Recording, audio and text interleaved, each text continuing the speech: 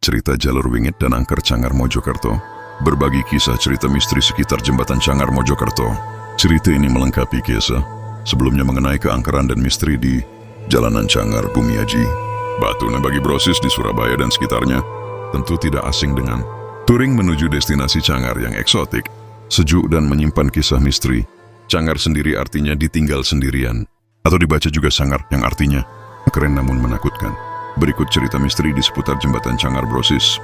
Pertama, Amy Puji Lestari. Cerita ini bermula Sabtu, 2:53 pagi kemarin. Suami ngajak saya dan si kecil jalan 2 naik motor ke Batu Malang. Kita bertiga berangkat dari rumah sekitar jam 9.30 WIB dari Pacet dan sampai Batu sekitar jam 10.30 WIB. Rute jalan 2 sebenarnya mau ke air terjun. Cuma di tengah jalan saya kepingin ke rumah warna. Jadi ke air terjun gak jadi. Suami nurutin kemauan saya. Sebenarnya dia agak gak ikhlas. Dia setuju karena ada maunya, mau nambah koleksi sepatu. Jam 1 kita sudah selfie-selfie di rumah warna. Setelah itu kita lanjutkan perjalanan ke rumah budeku. Semua memang tak sesuai jadwal. Tepat jam 16 WIB kita semua keluar dari rumah bude. Diiringi gerimis mengundang, kita lanjutkan aja perjalanan pulang. Karena kita akan lewat hutan, kita takut nanti kemalaman di tengah hujan. Cuaca pun tidak mendukung nih, hujan lebat banget. Saya balut si kecil dengan jaket, celana dan selimut tebal sambil pakai 2 mantel.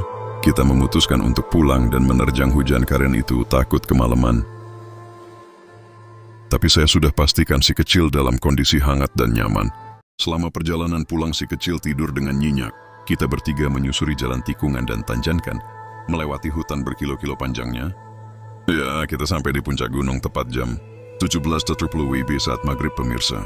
Kalian dapat ngebayangin di jalanan sepi hujan rintik-rintik, kabut tebal banget, jarak pandang hanya 50 meter.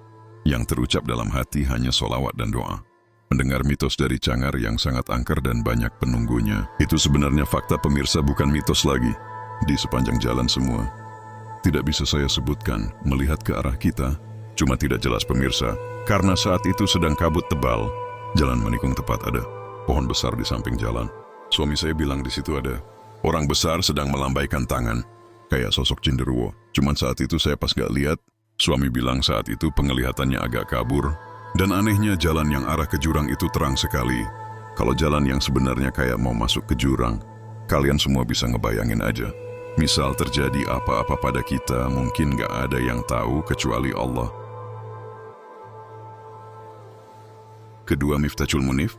Selepas dari pemandian air panas, Cangar Daan tepat pukul 7.30 WIB.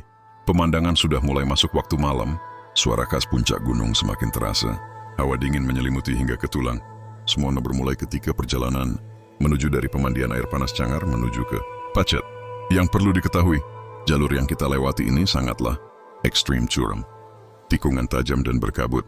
Di Google Map jalur yang kita lewati di ketinggian 1200 dpl. Petang menjelang dan kabut tebal, jarak pandang hanya 1 meter.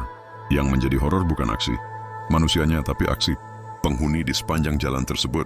Suasana semakin mencekam setelah jembatan kembar yang membelah lembah berantas. Kabut semakin tebal dan tak seorang pun yang kita jumpai kala itu. Hanya ada kabut dan suara gemuruh angin di puncak gunung. Saya yang notabene-nya sering lewat situ hafal mana yang belokan dan mana yang jalan lurus. Sehingga pas berada di tebing seharusnya itu jalan ke kanan. Namun dalam pandangan saya terlihat jalan lurus yang terlihat. Dengan hati yang tenang saya beranikan untuk tidak mengikuti jalan lurus tadi dan saya pelan-pelan belokan setir ke kanan. Dan ternyata setelah melewati, itu kayak ada hentakan dalam dada seperti melewati sebuah dimensi ruang lain. Dan benar saya lihat di spion, kalau saya lurus tadi berarti sudah masuk ke jurang yang entah akan dibawa kemana sama makhluk penghuni Cangar.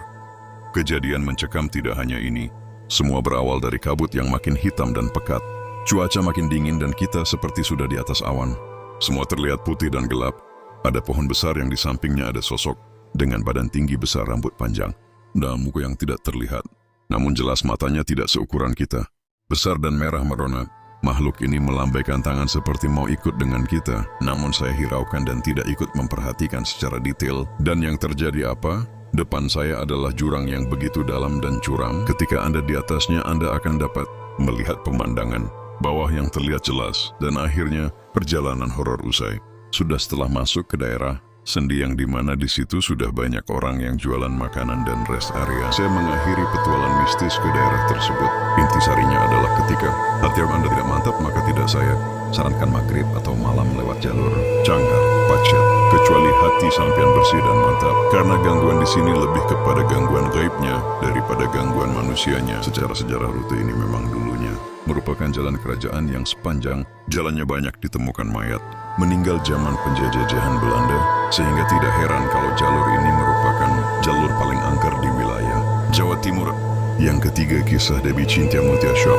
Aku pernah ngerasain hal hiji sama waktu liburan sama keluarga. Waktu itu hampir dini hari mau ke Pacet, tapi nyasar malah melewati jalan ini. Kebetulan omku bisa ngeliat makhluk begituan. Dia bilang di sekitar jembatan itu ada penjaganya dan banyak banget penghuninya. Sampai di mobil diputerin ayat-ayat Al-Quran. Om bilang ada mobil lain yang ngikutin di belakang, tapi pas dilihat ke belakang nggak ada.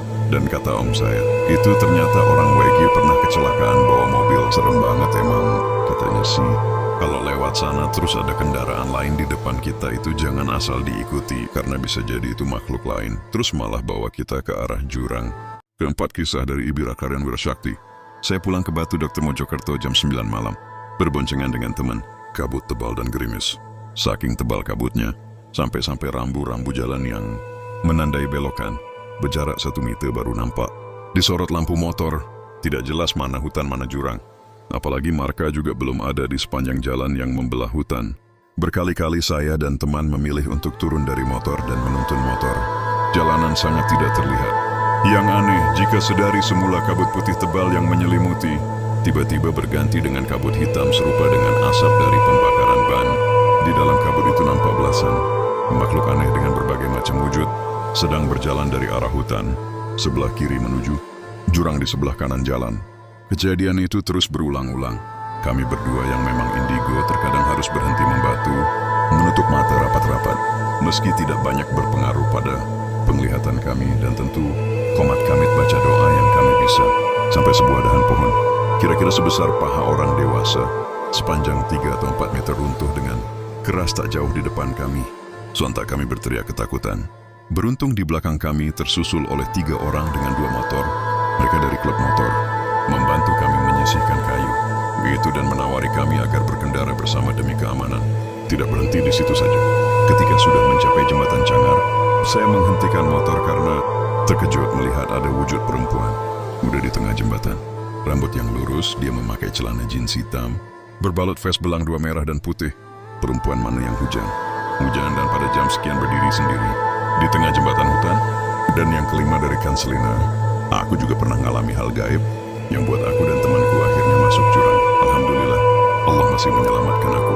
Meskipun tanganku patah dan temanku jatuh 15 meter dari ketinggian. Waktu itu maghrib kejadiannya.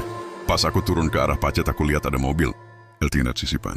Sama aku mepet banget Yiji. Akhirnya aku terlalu ke kiri ke arah jurang. Pihal kata, "Ork, di belakangku nggak ada mobil lewat. Hati-hati, selalu baca sholawat." Nah, demikian kisah-kisah yang dialami oleh beberapa ork pernah mengalami. Sekian dan terima kasih. Jangan lupa like dan subscribe untuk informasi cerita-cerita horor menarik lainnya.